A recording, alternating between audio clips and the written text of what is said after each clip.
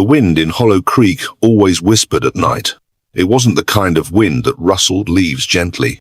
No, this one spoke. It coiled around windowsills and slid under doors, carrying voices that no one admitted hearing. On the 13th of October, just past midnight, every dog in Hollow Creek began howling all at once. Lights flickered. Clocks froze at 12:13 a.m. And the town's oldest oak tree, the one that stood in the churchyard since 1892, split down the middle with a loud crack, though there wasn't a storm in sight. The next morning, nobody mentioned it. They went to work, smiled at their neighbors, poured coffee like nothing happened.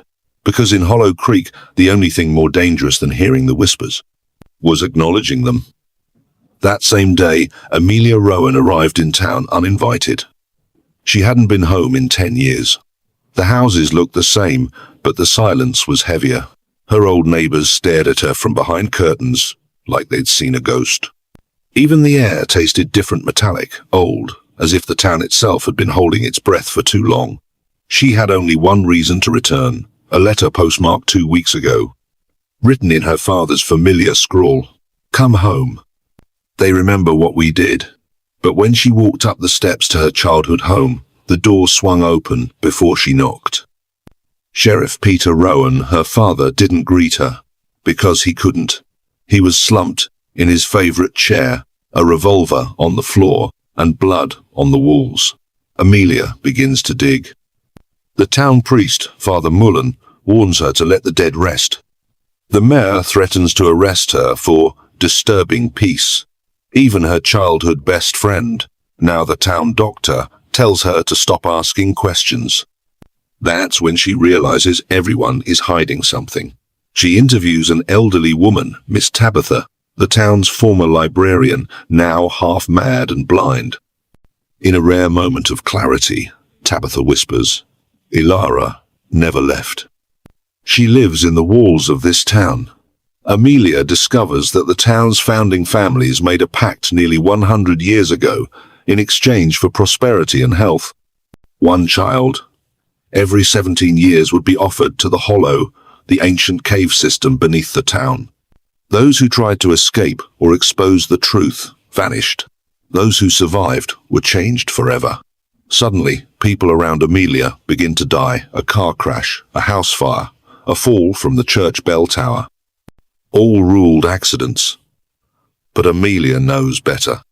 A silent hand is sweeping the evidence clean. She breaks into the town archives and finds original records hidden behind false walls. Among them, a photograph of her father with a teenage Ilara Gray, dated 1 week after her reported disappearance. And worse, another name listed beside Ilara's on the offering ledger: Amelia Rowan. But she was never taken. That's when it clicks. Her father broke the pact. He saved his daughter and took Ilara instead. Amelia follows the clues to the entrance of the Hollow, deep within the abandoned ashwood mines.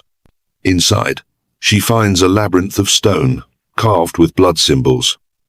She finds bones, old belongings, and among them a silver locket with her name on it.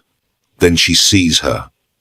Ilara Gray is alive, but barely human. Her eyes are sunken, her skin pale, and her voice a whisper soaked in centuries of suffering. "They left me here, fed me lies. I died in pieces. Your father made a choice. Ilara was never taken by force. She volunteered, tricked into it by Sheriff Rowan and the town elders, believing it would save her family, but no one ever came for her. She had become the guardian of the Hollow, twisted by years of isolation, kept alive by the ancient force that demanded blood. Amelia promises to tell the world, but Ilara warns her, if you speak, it won't just be this town that burns. The Hollow never sleeps. Amelia returns to the surface with photographic evidence and the truth burning inside her. She confronts the mayor at a public town meeting and plays a recording of Ilara's confession. Panic erupts. Chaos breaks out. The townspeople beg for silence, but it's too late. That night, the ground quakes. The Hollow breathes again. Fires erupt. The church bell tolls without wind. Shadows crawl out of basements. The pact is broken. The offering missed. Retribution begins. One by one, the descendants of the founding families disappear. But Amelia survives. She writes the story and sends it to every major news outlet, but not one publishes it. Instead, she's labeled a conspiracy theorist, unstable, delusional. She flees Hollow Creek, never to return. Yet in the final scene, we see a girl in another town 17 years later, finding a locket near a dry well. The name etched inside? Amelia Rowan. The curse lives on,